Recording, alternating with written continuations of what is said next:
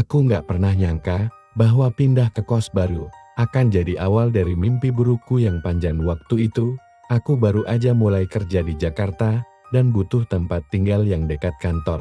Seorang temanku merekomendasikan sebuah kos di daerah Tebet yang katanya nyaman, bersih, dan aman. Harganya masuk akal, lingkungannya juga tenang, tapi malam-malam berikutnya, polanya selalu sama. Suara berisik sekitar jam 2. Lalu tiba-tiba hening. Begitu aku coba cek, lama-lama aku jadi penasaran. Aku tanya ke anak kos lain, dan reaksi mereka aneh. Tapi rasa ingin tahuku justru makin menjadi. Aku bahkan coba rekam suara itu pakai ponsel. Tapi hasil rekamannya hanya hening, tidak ada orang masuk sebelumnya. Tapi uap tebal keluar dari dalam ruangan, lalu terlihat bayangan seperti seseorang sedang berjalan pelan-pelan di dalam. Meski tidak ada satupun penghuni yang masuk ke sana, bayangan itu lalu mendekat ke pintu, dan tangan pucat dengan jari-jari kurus menutup pintunya pelan. Saat aku cek ulang, seluruh penghuni kos malam itu mengaku tidak ada yang mandi. Paginya aku coba tanyakan lagi ke anak kos lainnya, tapi mereka semua menghindar atau menyuruhku bicara langsung ke Pak Suryo. Ketika aku temui Pak Suryo, beliau akhirnya bercerita. Katanya, bertahun-tahun lalu pernah ada mahasiswa yang tinggal di kos itu. Dia mengalami depresi berat karena tekanan keluarga dan akademik. Suatu malam, ia ditemukan tewas di kamar mandi. Aku datang ke kantor kelurahan, lalu mengunjungi warung kecil yang berada di dekat kos. Dari seorang ibu pemilik warung, aku mendapatkan cerita lebih dalam. Memang betul, ada laporan bahwa seorang anak bernama Laras ditemukan tewas di kamar mandi, terkunci dan tidak sempat diselamatkan. Aku jadi takut setiap kali mendengar suara air di malam hari, bahkan di tempat kosku yang baru. Aku pernah membangunkan diri sendiri karena mimpi buruk tentang kamar mandi. Dalam mimpiku, aku kembali ke kos lama. Pintu kamar mandinya terbuka lebar dan dari dalam keluar kabut tebal. Kamu udah lihat aku, jangan lupakan aku. Dan dari dalam kabut itu, sosok wanita dengan wajah penuh luka mendekatiku perlahan sambil berkata. Bahkan ada rumor bahwa sebelum kejadian, Laras sudah sering mengeluh tentang penampakan sosok hitam besar di rumah itu.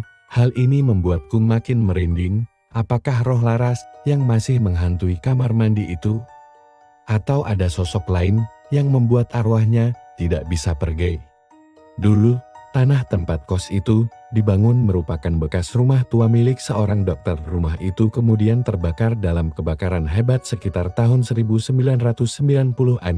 Kadang, tempat yang terlihat biasa bisa menyimpan cerita gelap yang tidak semua orang tahu. Jadi, kalau suatu malam kamu mendengar suara dari kamar mandi, apalagi jam 2 pagi, jangan buru-buru menganggap itu hanya suara keran bocor. Bisa jadi, ada sesuatu di balik pintu itu yang sedang menunggu untuk dilihat lagi. 3 orang meninggal dalam kejadian itu, termasuk seorang anak perempuan yang terperangkap di kamar mandi. Tubuhnya terbaring dengan kepala terbentur pinggiran bak mandi, dan air masih menyala membasahi seluruh ruangan, benar-benar kosong. Banyak orang percaya, karena kematiannya yang tragis dan mendadak, arwahnya tidak tenang dan terus mengulangi malam kematiannya setiap hari. Makanya suara air, suara tangisan, semua itu seperti rekaman yang diputar ulang. Katanya, sejak itu, kejadian aneh mulai terjadi. Banyak penghuni yang pindah karena tidak tahan dengan gangguan-gangguan aneh itu. Bahkan penjaga kos, Pak Suryo, bilang kamar mandi itu memang sering kosong malam-malam karena orang-orang di kos cenderung mandi pagi dan sore. Tapi sejak saat itu, penghuni kos sudah terbiasa membiarkan kejadian itu terjadi dan memilih diam. Malam terakhirku di sana, suara dari kamar mandi terdengar paling keras, bukan hanya suara air atau ember, tapi seperti ada orang yang menangis isak tangis lirik, memanggil-manggil nama seseorang. Ibu-ibu, kenapa tinggalin aku?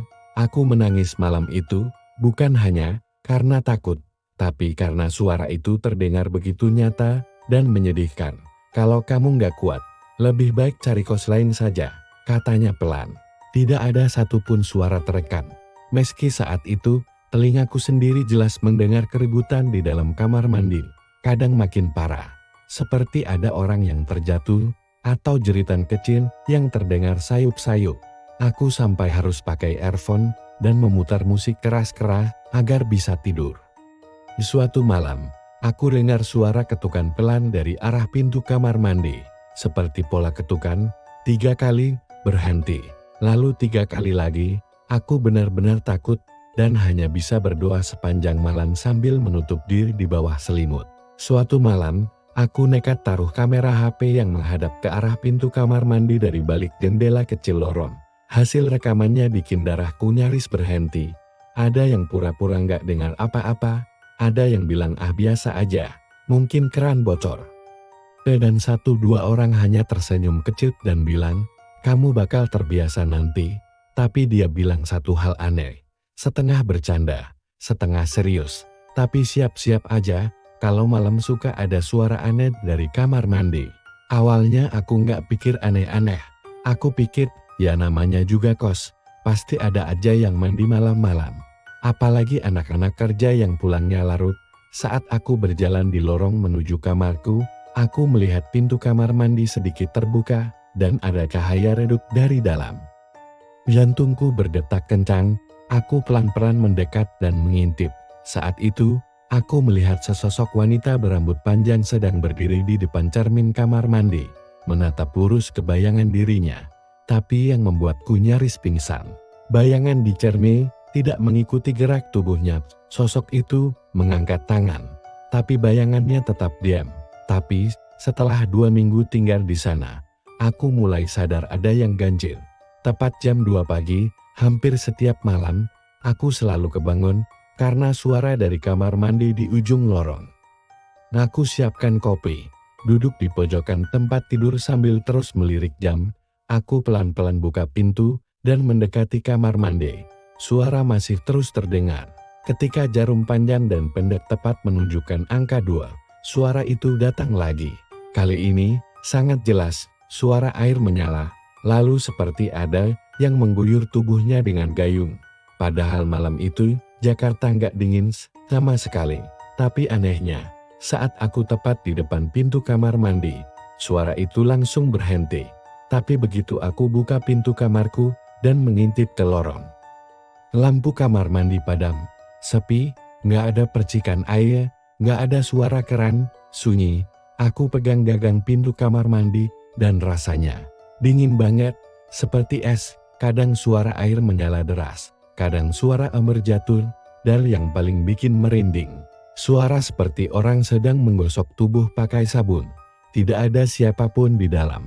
Malam pertama aku berpikir, mungkin ada yang udah selesai mandi dan baru aja keluar. Rasa penasaranku semakin besar, sampai akhirnya aku memutuskan untuk berjaga malam. Aku cerita ke ibuku lewat telepon. Dan beliau menyuruhku untuk rajin berdoa dan jangan terlalu banyak penasaran. Dalam video itu, sekitar jam 25 menit, terlihat pintu kamar mandi terbuka sedikit. Setelah itu, aku jadi susah tidur. Setiap malam, suara-suara itu terus terdengar. Puncaknya terjadi seminggu kemudian. Aku baru pulang kerja sekitar jam 1 malam dan suasana kos sangat sepi. Aku langsung lari ke kamarku dan mengunci pintu rapat-rapat. Aku gemetar dan berkeringat dingin. Menurut Pak Suryo, tidak ada yang berani menutup kamar mandi itu secara permanen karena takut dianggap menutup-nutupi kejadian buruk. Aku menghabiskan 2 malam lagi di kos itu sebelum akhirnya memutuskan pindah. Setelah aku pindah, aku memutuskan untuk mencari tahu lebih lanjut tentang sejarah kos itu.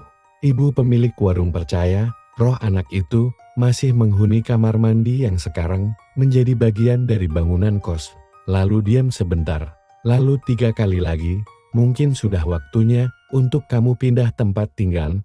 Aku juga menemukan catatan berita lama tentang kebakaran itu. Hari-hariku setelah pindah dari kos itu jadi lebih tenang, tapi trauma dari kejadian tersebut masih tertinggal. Cerita ini aku bagikan bukan untuk menakut-nakuti, tapi sebagai pengingat bahwa ada hal-hal di dunia ini yang tidak bisa dijelaskan dengan logika. Dan kalau kamu dengar suara ketukan 3 kali, karena tidak semua kamar mandi